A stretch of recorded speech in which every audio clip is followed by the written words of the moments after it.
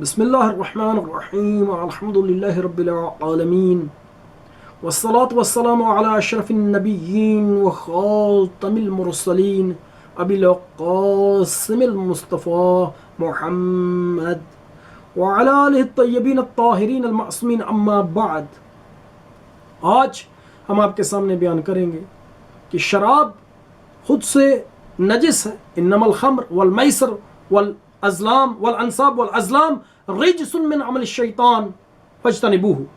اللہ نے مومنوں سے یہ فرمایا ہے اور مومنوں کو یہ حکم دیا ہے کہ خمر یعنی شراب، پانسے، بت، قمار، یہ سارے کے سارے رجس ہیں، نجس ہیں، پلیدیاں ہیں، شیطان کا عمل ہے.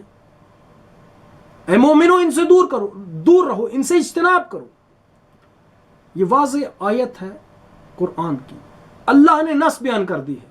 اللہ نے اس طرح سے بیان کیا ہے کہ اس میں یعنی شراب کی حرمت میں کسی قسم کا کوئی شبہ نہیں ہے.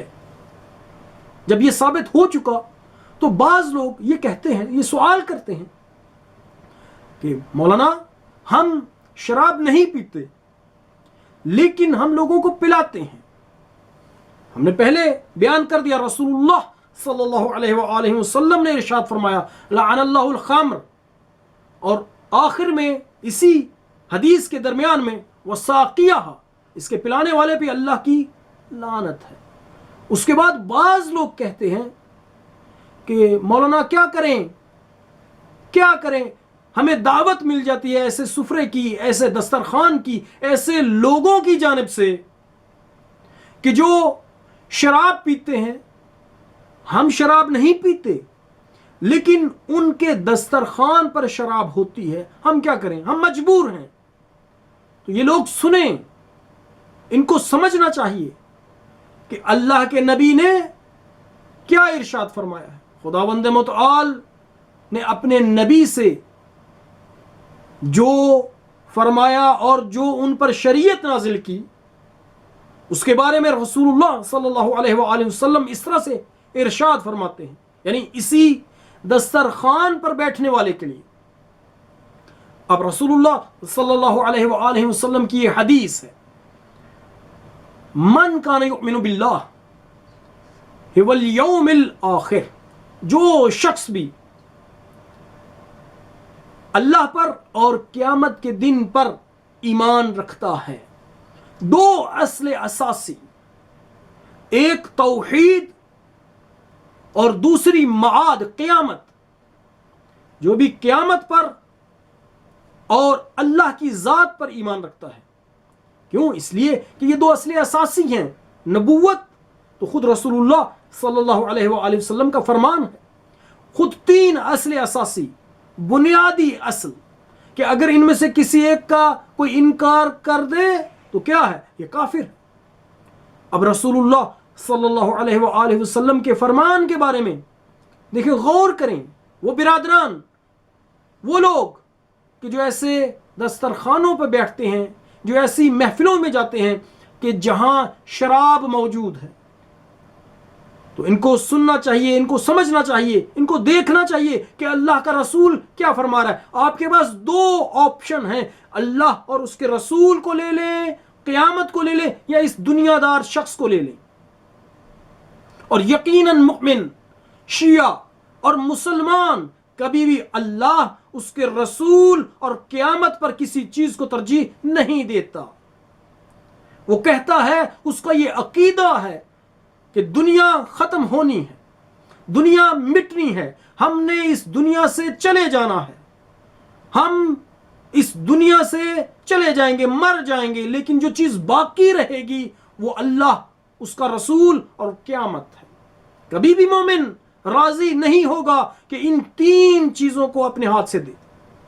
اب رسول اللہ صلی اللہ علیہ وآلہ وسلم نے کیا ارشاد فرمایا من کان یؤمن باللہ والیوم الآخر، جو اللہ اور قیامت کے دن پر ایمان رکھتا ہے، فلا یجلس، تو یہ کبھی بھی نہ بیٹھے علی مائدۃ یشرب علیہا الخمر، ایسے سفرے پر، ایسے دسترخوان پر کبھی نہ بیٹھے جس پر شراب کو پیا جاتا ہو۔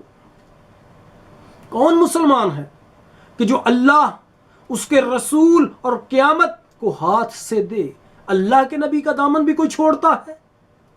کیا خدا کا بھی کوئی دامن چھوڑنے کے لیے راضی ہے؟ اس کے بعد دوسری حدیث میں پھر آپ صلی اللہ علیہ وآلہ وسلم نے اس طرح سے ارشاد فرمایا ہے، ملعون ملعون من جلس طائعا علی مائدۃ یشرب علیہا الخمر۔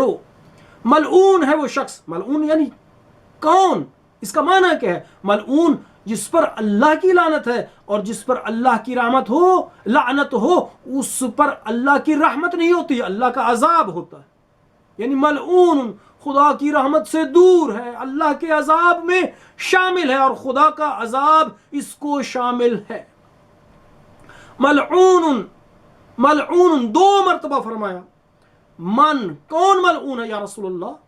فرمایا وہ جو ایسے دسترخوان پر بغیر مجبوری کے، ایسے دسترخوان پر جو راضی ہو کر ایسے دسترخوان پر بیٹھے کہ جس پر شراب پی جاتی ہو۔ بابا کس کو کیا مجبوری ہے؟ ہاں اگر کوئی قتل کر دے تو پھر مجبوری سمجھ لگتی ہے، اگر کسی ظالم کے پاس انسان بیٹھنے والا ہو اور وہ ظالم اگر یہ شخص اٹھ جائے گا تو پھر اس کو وہ قتل کر دے گا، کوئی ایسی مجبوری نہیں آج کے زمانے میں، سب کچھ واضح ہے۔ لذا رسول اللہ صلی اللہ علیہ وآلہ وسلم ارشاد فرماتے ہیں، ملعون ہے وہ شخص، ملعون ہے وہ شخص جو بغیر مجبوری کے ایسے دسترخوان پر بیٹھے جس میں شراب پی جاتی ہے۔ اور امیر مؤمنین علی علیہ السلام نے کیا ارشاد فرمایا؟ آپ فرماتے ہیں لا تجلسوا علی مائدۃ، ایسے دسترخوان پر کبھی نہ بیٹھو، یشرب علیہ الخمر، جہاں پہ شراب پی جاتی ہو، فإن العبد لا يدري متى يؤخذ، بندے کو کیا معلوم کہ کب اس کی موت آ جائے۔ اے بندے خدا ڈر اس وقت سے کہ جب تیرے ہاتھ میں شراب کا برتن ہو یا تو ایسے دسترخوان پر بیٹھا ہو اور تجھے موت آ جائے، اور تو خدا کی بارگاہ میں حاضر ہو رہا ہے اس صورت میں کہ گناہ کر رہا تھا، خدا کی معصیت کر رہا تھا۔ موت کا تو کسی کو معلوم نہیں ہے، لذا انسان کو بچنا چاہیے، اور اس کے لیے جتنا بھی انسان جلد توبہ کرے اس کے لیے ضروری ہے توبہ کرے تاکہ اس کی عاقبت بخیر ہو۔ ہاں اگر کوئی توبہ کر لے، ہم آپ کو یہ گناہوں کے بارے میں بیان کرنے کے بعد انشاءاللہ توبہ کے بارے میں اور اس کے مقام کے بارے میں بیان کریں گے کہ جو تائب ہے وہ گویا کہ ایسے ہے اس نے عمل انجام ہی نہیں دیا، لیکن توبہ کے لیے کچھ شرطیں ہیں، کیسے توبہ کی جائے گی۔ انشاءاللہ اللہ رب العزت سے یہ دعا ہے کہ مؤمنین کبھی بھی ایسے سفرے پہ نہ بیٹھیں کہ جہاں پر شراب پی جاتی ہو۔ وصلی اللہ علی سیدنا محمد وآلہ الطیبین الطاہرین۔